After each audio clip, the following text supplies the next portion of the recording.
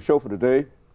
We're talking to Mr. FDubose Jr., and the topic is Vision of Hope, a developmental group that he has created with the idea of helping youth and adolescents. And of course, Brother DuBose, let's see if we can pick up where we left off.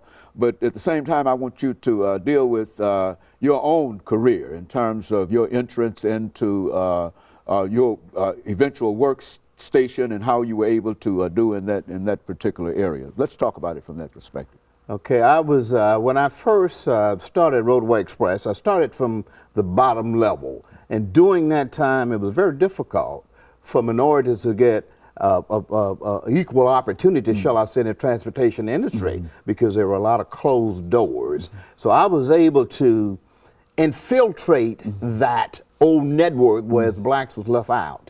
So I worked myself up progressively from the bottom level all the way up into human resource manager.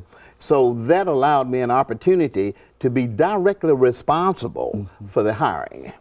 So before I took that position as human resource manager, I wanted a commitment from upper management. I wanted them to give me the commitment if indeed you were an equal opportunity employer, and if you're going to hire me to do the job, and then I'm going to make sure we do that. As a result, when I first started with Roadway, we had approximately maybe 1,000 employees there at Roadway in 3 different facilities, and we had a representation of less than 5% minority in all those areas. So I actively went out and did some recruiting and did some training and knocked on doors, giving minorities an opportunity to come on board in the transportation industry. So as a result, over the last 10 years in my career, I brought that representation up to 35% of minorities, which was unheard of during that time, particularly for minorities to get in the transportation industry. So I had to spearhead, and I had to pioneer, and I had to do a lot of things to get us to where we needed to be. And in a real sense, that's what you're facing now in terms of dealing with these young people. You're trying to, in a real sense, pull them up. Allow them the opportunity or the inspiration in a real sense to understand that whatever you do, it's going to take a little work to do, and sometimes it takes hard work and sometimes unappreciated work, I would imagine you would be able to say. Absolutely, and one thing as I reflect back on my career, I wish I had someone in a position who was there before I got there who could mentor me. So that's why I want to kind of pave the way and make it a little easier for our youth to give them some guidance, to mentor them, to show what it's going to take to be successful and from the corporate sector. So that's one of the love and the passions that I had, or that I have now, to work with our youth, because there's still hope. And what we have to do is we have to go out and instill that hope. And then again, we all got to be visionaries. And that's why the vision of hope is so important to me. And I want to be able to share some of those things with our youth.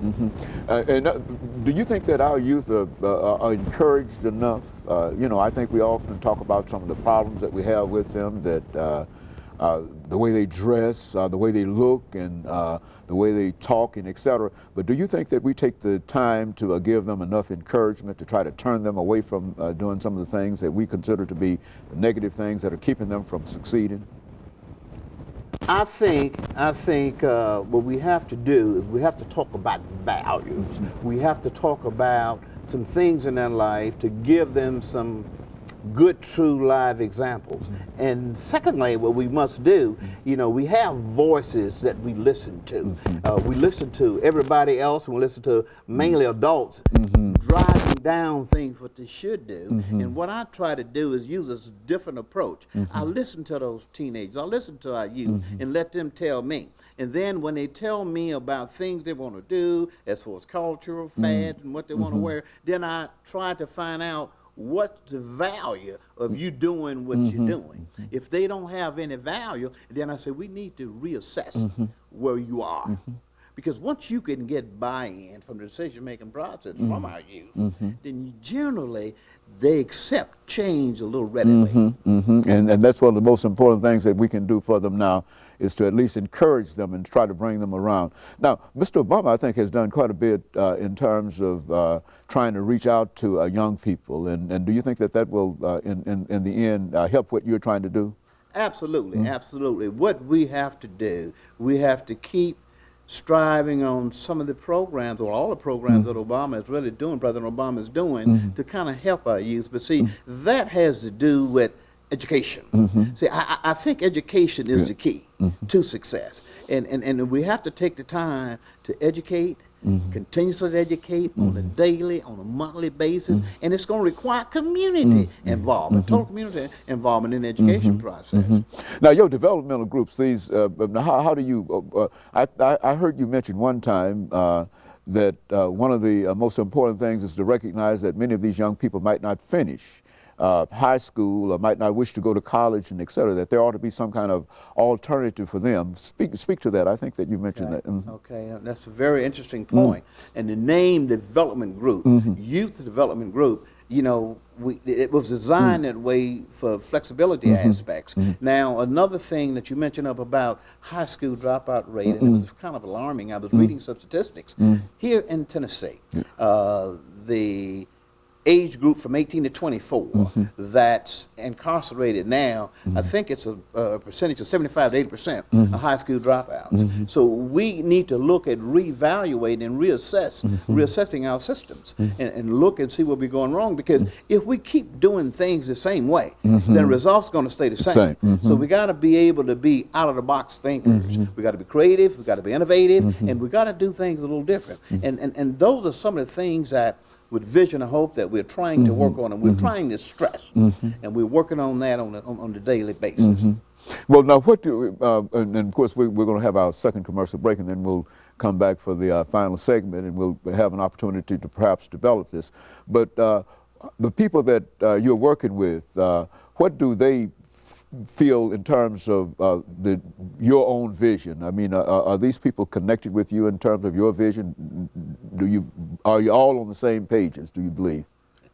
You know, that's one of the principles that I learned from the corporate sector. You know, we must get buy-in. We must have equal input from everybody. Everybody likes to be heard, and we like to have what we call the equal voice concept.